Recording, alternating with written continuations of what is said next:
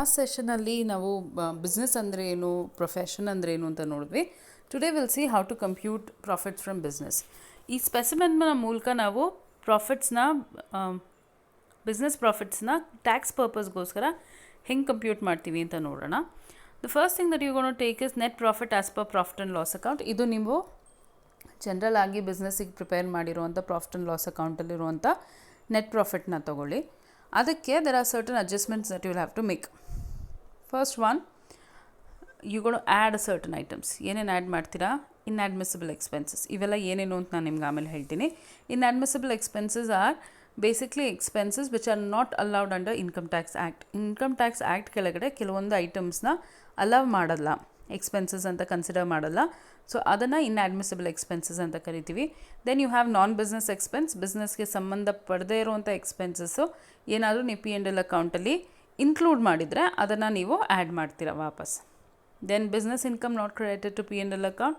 These are business incomes, ಬಿಸ್ನೆಸ್ಗೆ ಸಂಬಂಧಪಟ್ಟಂಥ income, but ಅದು P&L ಅಕೌಂಟಲ್ಲಿ ಕ್ರೆಡಿಟ್ ಆಗಿಲ್ಲ, ಅದಕ್ಕೆ ನೀವೀಗ ಆ್ಯಡ್ ಮಾಡ್ತೀರಾ.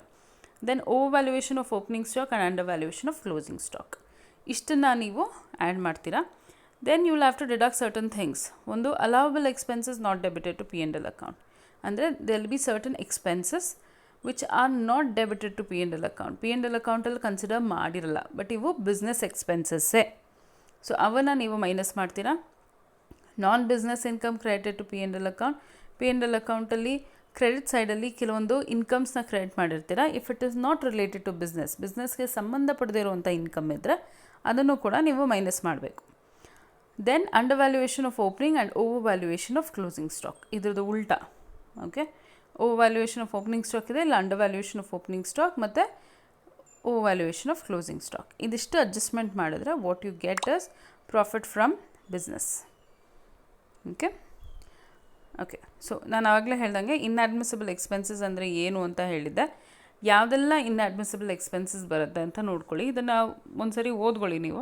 First one is personal expenses. ನಿಮಗೆ ಪರ್ಸ್ನಲ್ ಆಗಿ ಮಾಡುವಂಥ ಯಾವುದೇ ಎಕ್ಸ್ಪೆನ್ಸಸ್ನ ನೀವಿಲ್ಲಿ ಆ್ಯಡ್ ಮಾಡೋ ಹಾಗಿಲ್ಲ.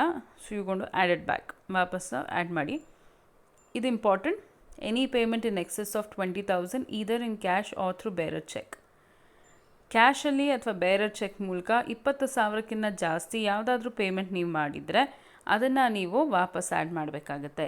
Anything about 20,000 has to be paid through cheque. Cross cheque ಮೂಲಕನೇ ನೀವು ಪೇಮೆಂಟ್ ಮಾಡಬೇಕು. ಮಾಡಿಲ್ಲ ಅಂದರೆ that you will have to add back. Income tax or advance income tax paid not allowed. Interest on loan taken for personal purpose. Personal ಪರ್ಪಸ್ಗೆ ಸಂಬಂಧಪಟ್ಟ ಹಾಗೆ ಯಾವುದೇ loan ತೊಗೊಂಡಿದ್ರು, ಯಾವುದೇ ಖರ್ಚು ಮಾಡಿದ್ರು ಅದನ್ನು ಇಲ್ಲಿ ಕನ್ಸಿಡರ್ ಮಾಡಬೇಡಿ. ಇದು important. Provision for bad debts. ಬರೀ ಬ್ಯಾಡ್ ಡೆಟ್ಸ್ ಇದ್ದರೆ it's allowed. Provision for bad debts, reserve for bad debts, provision for bad and doubtful debts, ಈ ಥರವನ್ನೆಲ್ಲ ಅಲೌ ಮಾಡೋದಿಲ್ಲ. Okay, bonus and commission if it is paid after the due date of filing returns file ಆದ ನಂತರ 31st July ಸಾಮಾನ್ಯಕ್ಕೆ is the date of filing your returns. ಅದಕ್ಕೆ ಆದಮೇಲೆ ನೀವೇನಾದರೂ bonus commission pay ಮಾಡಿದರೆ ಎಂಪ್ಲಾಯೀಸ್ಗೆ that is not allowed. GST custom duty pay ಮಾಡಿದರೆ returns file ಆದಮೇಲೆ that is also not allowed. Then capital losses not allowed. Donations not allowed. Important mark ಮಾಡ್ಕೊಳ್ಳಿ. Then any purchase of capital assets, renovations, extension. Capital ಅಸೆಟ್ಗೆ capital expenditure, capital income will not be allowed. Cost of sign board, again a capital expense, not allowed. Contribution to staff welfare fund and political party ನೋಡ್ಕೊಳ್ಳಿ. Donations ಎಲ್ಲ not allowed. Difference in trial balance not taken into account. Speculation losses not taken into account. Preliminary expenses, ಇದನ್ನೊಂದನ್ನು note ಮಾಡ್ಕೊಳ್ಳಿ. Preliminary expenses only 1/5 will be allowed. Preliminary expenses ನಿಮ್ಮ ಹತ್ರ ಏನಾದರೂ ಇದ್ದರೆ 1/5 is allowed. 1/5 ಅಂದರೆ it amounts to 20%. 20% allow ಮಾಡ್ತಾರೆ, ಮಿಕ್ಕಿದ್ದು disallowed. So ಇಲ್ಲಿ ನೀವು 4th 5th ನೋಡ್ತಿದ್ದೀರಾ. 4th 5th ಯಾಕೆಂದರೆ 1/5 ಅಲೌಡ್ ಆದರೆ ಮಿಕ್ಕಿರೋದು 4/5. So that is not allowed. Then employees contribution to URPF is not allowed.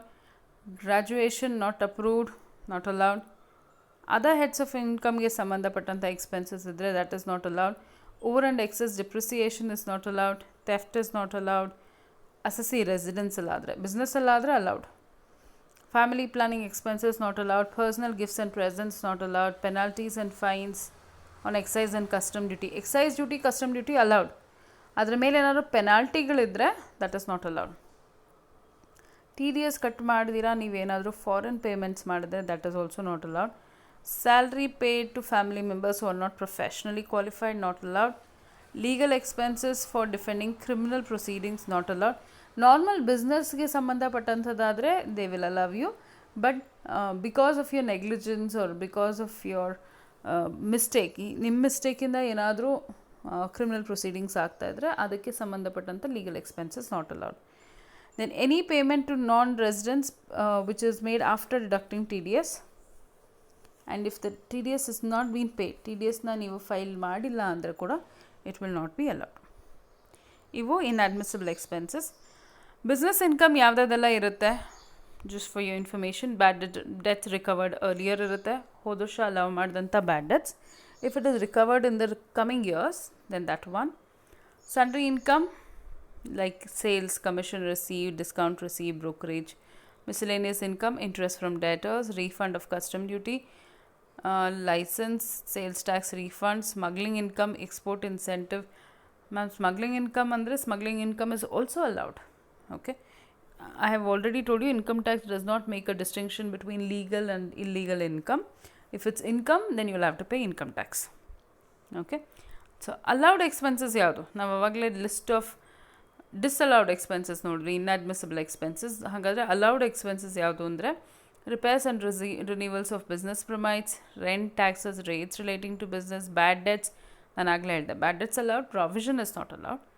Fire insurance, scientific research, group insurance premium, bonus or commission, sales tax, theft in office premises, puja expenses at office, employer contribution to RPF ಬಿಡ್ತಾರೆ, URPF ಎಲ್ಲ ಬಿಡಲ್ಲ. Advertisement expenses, establishment expenses, audit fee, staff welfare, interest on loan, compensation, salary to staff, discount allowed, guest house, electricity, printing and stationery, travelling expenses, loss of goods or cash embezzled by an employee. Okay, ಯಾರಾದರೂ ನಿಮ್ಮ ಬಿಸ್ನೆಸ್ಸಿಂದ ಕಳ್ತನ ಮಾಡಿದರೆ, ನಿಮ್ಮ ಎಂಪ್ಲಾಯೀಸೇ ಮಾಡಿದರೂ ಕೂಡ it is allowed. Depreciation is allowed. Legal expenses for filing income tax appeal is allowed. Tatkal telephone scheme ಇವಾಗಿಲ್ಲ, ಆವಾಗ ಅಲೌಡ್. ಹಾಗಾದರೆ ನಾನ್ ಬಿಸ್ನೆಸ್ ಇನ್ಕಮ್ ಯಾವ್ಯಾವು, ಇಂಟ್ರೆಸ್ಟ್ ಆನ್ ಸೆಕ್ಯೂರಿಟಿ. ಬೇಸಿಕ್ಲಿ ಏನು ಗೊತ್ತಾ, ಬಿಸ್ನೆಸ್ಗೆ ಸಂಬಂಧ ಪಡೆದೇ ಇರುವಂಥ ಎಲ್ಲ income non business income. So other heads of ಇನ್ಕಮಲ್ಲಿ ಏನೇನು ಬರುತ್ತೆ ಎಲ್ಲ. So interest on security, agricultural income, rent receive from house property, bad debts recovered but not allowed earlier. ಇದು ಸರಿಯಾಗಿ ಕೇಳಿಸ್ಕೊಳ್ಳಿ. Bad debts admissible expense.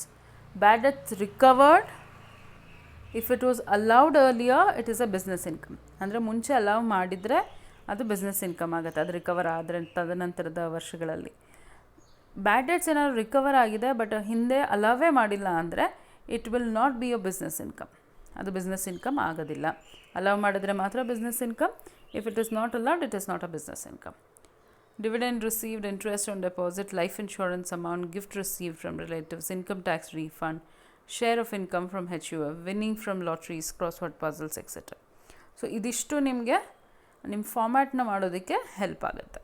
Okay, just go through everything and let me know in comments if you don't understand anything. ನಿಮಗೇನಾದರೂ ಅರ್ಥ ಆಗಿಲ್ಲ ಅಂದರೆ ದಯವಿಟ್ಟು comment ಸೆಕ್ಷನಲ್ಲಿ ಹಾಕಿ. Okay, so we'll just touch upon briefly about depreciation. We'll continue this in the next session. But very briefly, what is depreciation? Depreciation is one major expense which is allowed under Income Tax Act. ಆದರೆ income ಟ್ಯಾಕ್ಸಲ್ಲಿ ಡಿಪ್ರಿಸಿಯೇಷನು ನಿಮ್ಗೆ ಹೇಗೆ ಬೇಕೋ ಹಾಗೆ allow ಮಾಡಲ್ಲ. There are certain rules. ಈಗ ಬಿಸ್ನೆಸ್ಸಲ್ಲಿ ನೀವು ಪ್ರಾಫಿಟ್ ಆ್ಯಂಡ್ ಲಾಸ್ ಅಕೌಂಟ್ ಮಾಡಬೇಕಾದ್ರೆ ಡಿಪ್ರಿಸಿಯೇಷನ್ ಮಾಡೋದೇ ಬೇರೆ ರೀತಿ. ಬಟ್ ಇಲ್ಲಿ ಕೆಲವಾರು ರೂಲ್ಸ್ ಇದೆ ಡಿಪ್ರಿಸಿಯೇಷನ್ನ ಕ್ಯಾಲ್ಕುಲೇಟ್ ಮಾಡಿ ಎಷ್ಟು ಅಲೌ ಮಾಡ್ತಾರೆ ಅನ್ನೋದಕ್ಕೆ. First of all, what is depreciation? Depreciation ಅಂದರೆ decline in the value of asset over its useful life. ಅದರ ಯೂಸ್ಫುಲ್ ಲೈಫ್ ಮೇಲೆ ಆ ವ್ಯಾಲ್ಯೂ ಏನು ಡಿಪ್ರಿಷಿಯೇಟ್ ಆಗ್ತಾ ಹೋಗುತ್ತೆ, ಡಿಕ್ಲೈನ್ ಆಗ್ತಾ ಹೋಗುತ್ತೆ, ಅದನ್ನು ಡಿಪ್ರಿಸಿಯೇಷನ್ ಅಂತ ಕರಿತೀವಿ. This may be due to lot of reasons. ಇದೆಲ್ಲ ನೀವು ಗೊತ್ತಿರೋದೆ. So depreciation may be due to wear and tear, may be due to change in technology, lot of other reasons. Basically there are two categories of asset, tangible assets and intangible assets.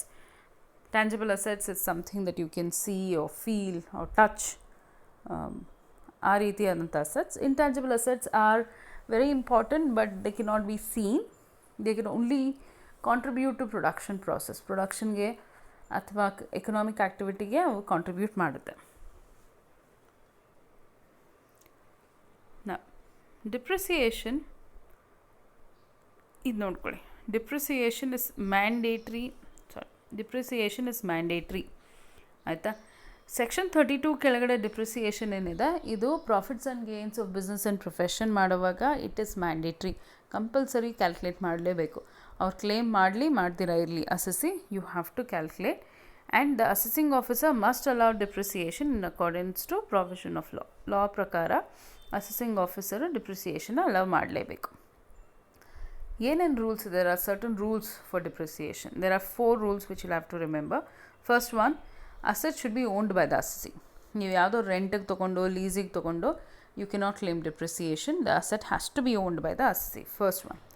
Second one, it should be used for the purpose of business and profession. ನೀವು ಅಸೆಟ್ನ ತೊಗೊಂಬಿಟ್ಟು ಅದನ್ನು ನಿಮ್ಮ ಮನೇಲಿ ಬಳಸ್ತಾ ಇದ್ದರೆ ಅಥವಾ ಇನ್ನೆಲ್ಲಾದರೂ ಬಳಸ್ತಾ ಇದ್ದರೆ it will not be an allowable asset qualify ಆಗಲ್ಲ. ಕ್ವಾಲಿಫೈ ಆಗಬೇಕು ಅಂದರೆ ನೀವು ಅದನ್ನು ಬಿಸ್ನೆಸ್ಗೋಸ್ಕರ ಬಳಸಿರ್ಬೇಕು, ಬಿಸ್ನೆಸ್ ಅಥವಾ ಪ್ರೊಫೆಷನ್ಗೋಸ್ಕರ ಬಳಸಿರ್ಬೇಕು. It should be use during the relevant previous year, ನಿಮ್ಮ ಪ್ರೀವಿಯಸ್ ಇಯರಲ್ಲಿ ಆ ಅಸೆಟ್ಟು ಬಳಕೆ ಆಗಿರಬೇಕು. Okay. And the fourth question is it is available on tangible as well as intangible assets. Okay. So basically 4 condition ಇದೆ. ಒಂದು, asset should be owned by the assessee.